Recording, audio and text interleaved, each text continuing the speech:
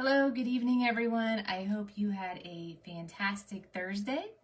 I know my day has been wonderful. Today is the day that I'm in the healing room, so I am surrounded with beautiful energy, and I get to see as people leave, they're in a beautiful higher vibration, and that's really rewarding for me. So today's talk, I just wanted to talk about intuition and how to tap into that. And it's really about quieting your mind. So you have to learn how to quiet your mind. Meditation is wonderful for that. And so the question I get asked is, well, where do we begin meditating? Especially if you're new to this, especially if you're new to knowing how important it is to just clear your mind and allow that energy just to flow through. And I have a few tips that I give people. And this is how I started off, not really knowing how to meditate at the beginning. I actually remember the first time that I intentionally said, okay, I'm going to meditate today, the date and everything. And I really didn't know what I was doing. I didn't know anybody who meditated. And so I just tried. But what I tell people today, and what I did early on, was I listened to guided meditations. And guided meditations is it's a perfect place to start. If you're feeling guided to that, if that resonates with you, there's two apps out there that I'm aware of. I'm sure there's many more, but I used an app called Insight Timer, INSIGHT Timer, Insight Timer. It has lots and lots of guided meditations on there, and I would just look at a title, something that resonated with me, and listen to it. As I'm listening to the guided meditation, I would just try to feel, try to place myself where they're talking about, try to use my senses to feel it, to sense it, and that really helped me, help me start being able to meditate on my own. And I know that another popular app for this is called Calm. CALM. I have not used that one, but I know a lot of people do. Now, if that doesn't resonate with you, there's simpler methods as well, where you can just zone in on a certain sound. For example, in the morning when you wake up, if you hear the birds chirping outside, you can simply just try to listen to just the chirping of the birds and shut everything else out. And because usually whenever you're focusing on a sound like maybe the sound of the air conditioner, or the sound of a bird, you're not going to be thinking anything about it at all. It's just the sound. And if you can zone in on just that, it can usually help you get into a state where you're not thinking about anything else. You're relaxing the mind. You're starting to get into this meditative state. Eventually, you'll want to get to that place where you're not using any guided meditations and you just can go into it instantly, because the power is within you, and you want to be able to step into that present state, that meditative state, anytime that you're out. Because if you can be in that place where there's not a bunch of thoughts cluttered up in your head, all these to-do lists, these checklists, all of these worries or doubts, where you got to kick those out, where you can just have a clear mind and you can go about your day and be fully present, that's the place that you want to be in. Because the intuition that comes in, the guidance that you get, is very, very quiet, and it can't get through all of your brain chatter. So that's why mindfulness and meditation is so important, because all of us are guided, every single one of us, but we just have to clear our mind, and we have to listen. We have to listen to that. There's lots of different ways. I made a list over here that I was going to go through just to hopefully maybe something will resonate with you that will work for you. In my coaching class, Thinking into Results, one of the practical things that we do is we always have a goal. Everybody creates their own goal, whether it's a goal for finance or a goal for relationships, or maybe it's health, or maybe it's business related. But everybody sets their own goals so they can focus their energy towards something that they really want. And so in the morning practice I have people do for themselves is to write their goal at the top of the paper, write 5 to 10 things that they're grateful for, because that gratefulness, it raises your vibration. And then just ask for guidance for the day. And then just sit quietly for 5 to 10 minutes. So meditation can be, it's just clearing your mind. So even if you sit in a chair 5 to 10 minutes, just clear your mind and see what your intuition brings in for you. Intuition can come in many different forms. It can come in the form of a knowing, like a thought. And usually if it's your intuition, you're going to feel it, you're going to know it. It kind of feels like it anchors in your heart area, and then the ideas come flowing in. So it can be knowing. If the energy is really strong and the intuition is really strong, usually you want to have your eyes closed, because our eyes, our sensory eyes, have so much that it brings in from the outside. If you close your eyes, you can tune into your intuition even deeper. But if that energy is really strong, it could be a flash of a picture that comes up for you. It could be maybe through some hearing. So those are the 4 main things: of feeling, knowing, feeling, hearing, or seeing.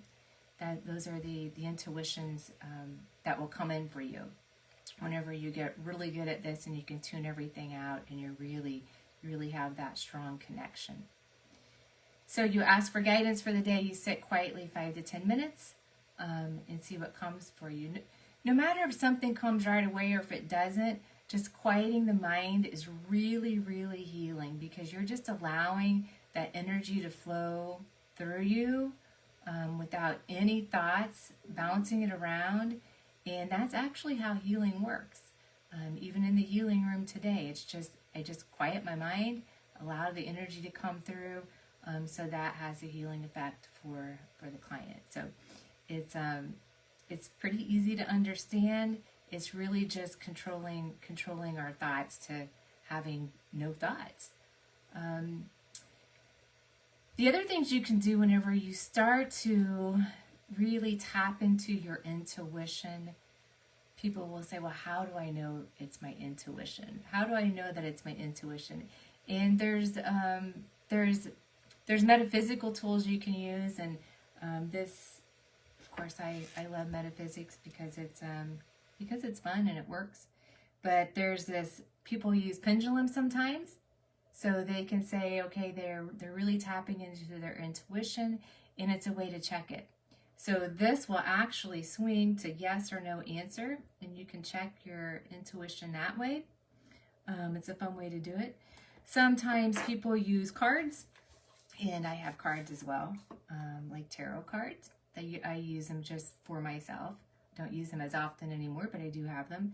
And really with the cards, what you'll want to know, what you'll want to do with those is really, whenever you pull a card, is really notice what it brings up for you. Because what it brings up for you, it's really mirroring what your own inner knowing already is. So those are fun little things you can do to check your intuition. And then it comes down to what you really want to get to is the state of just practicing presence, just being fully present in the moment, because that's where all the magic happens. That's when you get intuition hits. That's when manifestation happens. So if you can train your mind to just be fully present, and it really starts with training your mind to just instantly go to that no thought, that meditative state.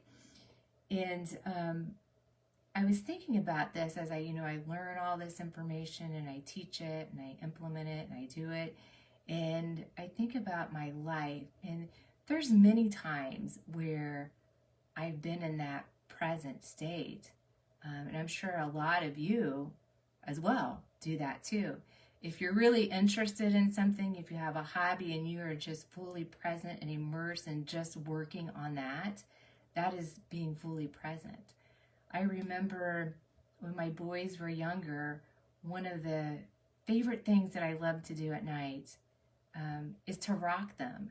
And what I loved about that was when they're babies, sitting in the room in the rocking chair with them is the end of the day. And I was just holding the baby, rocking them, and it seemed so peaceful to me. But that's because I was fully immersed in that present state, just being there with the baby, not thinking anything else. So it's that feeling. It's that feeling of inner peace when you're fully present and engaged in the now moment. And you can do that all throughout your day with anything that you're doing. I have many friends who are healers, and we have to train ourselves to be in that present state in order to do the work that we do. And I know I was talking to one of my healer friends, and she said that she didn't really meditate, like sit and meditate for long periods at a time. But her method was that she was just fully present in the now moment all day long. So that's her form of meditation. So there's many ways to do it. I hope, there was one thing that I heard someone say, and I thought this was so good. It was like, how do you know it's your intuition? One, you'll feel it. You feel it sort of, all I can tell you, you feel the feeling like anchor in your heart, and you know it's your intuition, and that's the knowing. And I heard someone describe it as, it's kind of like whenever you're fishing, and you're fishing, and you're not quite sure if it's a fish on the end, or if it's seaweed, or what. But then whenever a fish is on there, you know it's a fish. So that's kind of how the intuition is. It just hits you, and you just will know it. You know it's your intuition, and then you know when to take the next action step. The other thing here that I have here is trust the first feeling, which, a lot of people talk about that. That first feeling is always the intuition hit, but then we analyze it, and we second guess it, and then we change our decision or make something more of it. But that first flash of insight is usually that intuition. And then connecting with nature. Nature is so healing, and it resets your energy, and it strengthens your intuition. So this is super important because intuition is one of our 6 higher mental faculties. And in thinking into results, we work on strengthening those higher mental faculties, because those are what helps manifest things into the physical world. And intuition is one of those higher mental faculties that can really, really help you manifest things quicker, because there is intuition that you'll get where it may not quite make sense to you, but it's the fastest route to get there. So it's really trusting it and moving forward with it. So I hope this helped. Gave a few tips and tools on meditation. Got to quiet the mind. You got to trust yourself. You got to trust that intuition whenever it comes in. All right? So you have a wonderful rest of your evening, and I will see you back next week. Thanks so much.